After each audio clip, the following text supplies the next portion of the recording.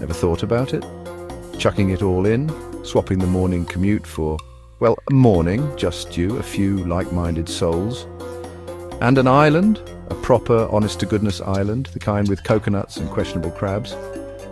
Most of us have, probably after a bad day at the office, or after watching one too many survival shows. The idea is wonderfully romantic, isn't it? Sun-drenched beaches, no emails, no traffic jams, unless you count hermit crabs having a disagreement, just the gentle lapping of waves, and the thrilling prospect of being entirely self-sufficient. Of course, the reality is often a bit more, shall we say, gritty. It involves less lounging in hammocks, and considerably more worrying about where your next drink of water is coming from. The journey itself was an overture to isolation, hours on a creaking boat, the kind that makes you appreciate solid ground, even ground that might soon be your only ground. The mainland shrank, then vanished. Then it was just water, lots of water, an astonishing amount of blue in every conceivable shade, and then, after what felt like an eternity of engine thrum and salty spray, a smudge on the horizon. Our new home or our new temporary holding pen, depending on your optimism. As we drew closer, the smudge resolved itself. It became an island, a proper picture postcard island, green, lush and improbably small, like a forgotten emerald dropped into the vastness of the Pacific, or perhaps the Atlantic. Details. The point is, it was tiny and very, very remote. You got the distinct impression that if you weren't specifically looking for it, you'd sail right past, and nobody would be any the wiser, which was, I suppose, part of the charm and part of the terror. The first thing that hit you wasn't the view, stunning though it was the silence. A profound enveloping quiet, broken only by the cries of seabirds, birds that looked at us with frank curiosity. Our island wasn't just a simple circle of sand. Oh no, it had character, it had contours. It was, if you squinted, roughly kidney-shaped.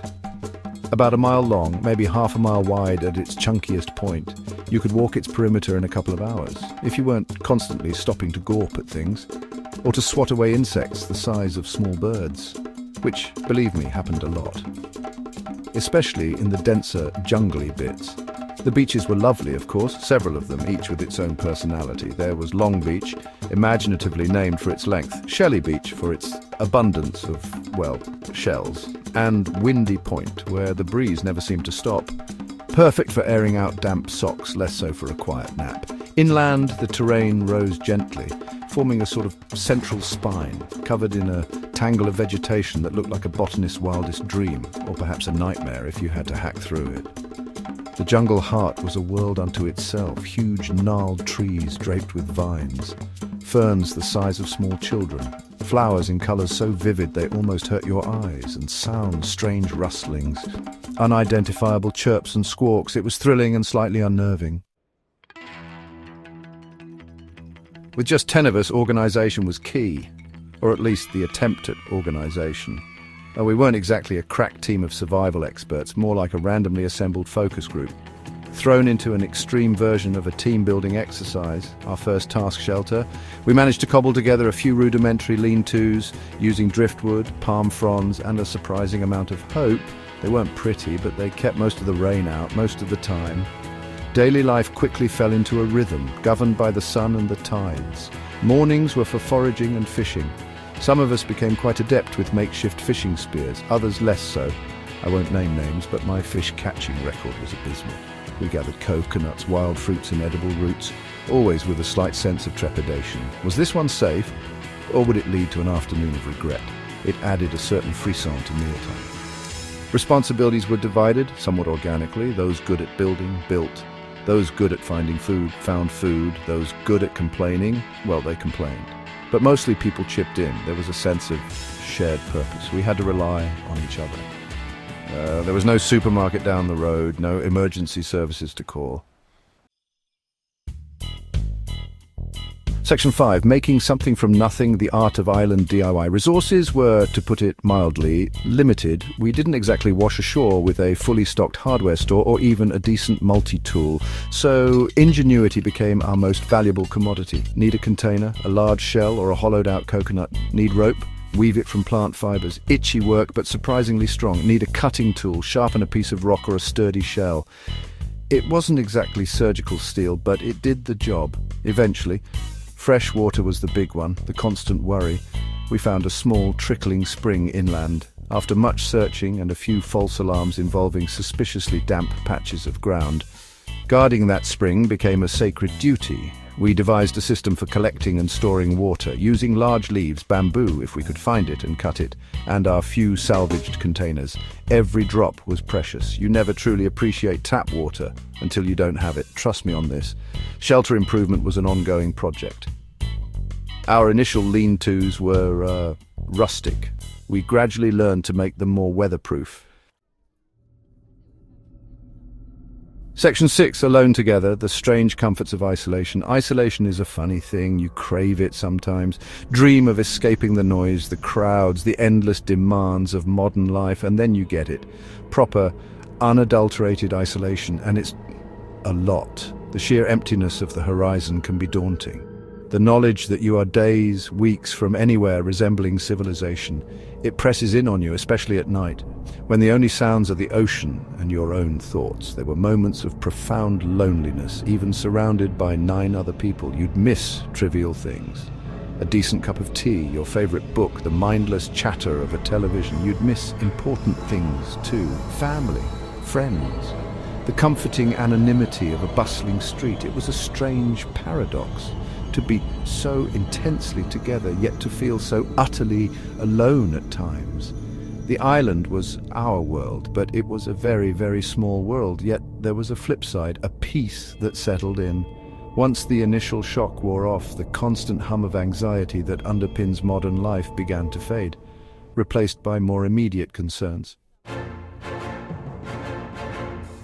Section 7, when paradise gets prickly navigating island tiffs, living with the same 9 people, day in, day out in close quarters, without the option of just popping out for a coffee to escape. Let's just say it wasn't always harmonious. Paradise has its prickly moments, especially when someone uses the last good coconut for a hat, or snores like a walrus with a megaphone. Small irritations can magnify, become enormous island-sized grievances when there's nowhere to retreat to. Personalities clashed inevitably. We were a mixed bag, different ages, backgrounds, temperaments. Some were natural leaders, some were natural followers. Some were naturally inclined to point out everyone else's failings, which, is always helpful. Disagreements arose over everything. The best way to build a fish trap, who ate the last ripe mango, whose turn it was to fetch water from the slightly too far away spring. It was like a very slow, very sandy reality TV show. Resolving conflicts was a delicate business. There was no HR department, no impartial mediator, just us, and the pressing need to get along. Or at least not actively sabotage each other. We learned to talk things through, sometimes loudly, sometimes with much arm waving, but eventually we'd find a compromise. Section 8, Silver Linings, finding joy in the utterly unexpected. But it wasn't all hardship and simmering resentment, far from it. There were moments of pure, unadulterated joy, often in the simplest things. The taste of a perfectly ripe fruit found after a long search. The relief of a cool breeze on a scorching day. The shared laughter around the campfire as someone recounted a particularly disastrous fishing attempt, often mine, I'll admit. These small pleasures became magnified, precious. The sense of community, when it clicked, was powerful. Working together to achieve a common goal, building something that actually stood up, catching enough fish for everyone to eat well. There was a satisfaction in that, a pride in our collective resilience. We celebrated small victories with gusto. A successful hunt for turtle eggs, ethically sourced, of course, the discovery of a new edible plant, these were our triumphs, our reasons to cheer. And the beauty of it all, my word, the beauty. Sunrises that set the ocean on fire, sunsets that melted into a million stars. The clarity of the night sky, far from city lights, was breathtaking. We'd lie on the beach and just stare upwards. Section 9. The islands echo what we carried home. Eventually our island sojourn came to an end, as all things must. Rescue, or perhaps just a pre-arranged pickup, arrived, and suddenly our tiny world expanded again.